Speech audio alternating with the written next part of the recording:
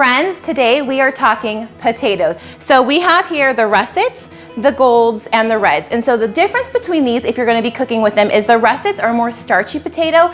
So they're really great for baked potatoes. They're great for fries because the starch helps them expand. So they get really fluffy when you bake with them and cook.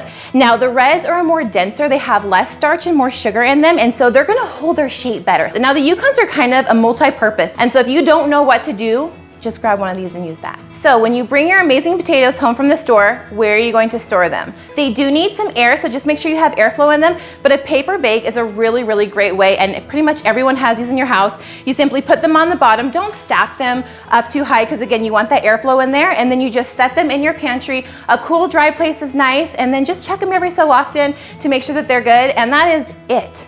Potatoes are so easy, so versatile, and perfect to store in your pantry, great for any dish. And there you go, friends. This is the perfect way to store and use all your potatoes that you get from this amazing state and the different varieties that you can play with in your kitchen.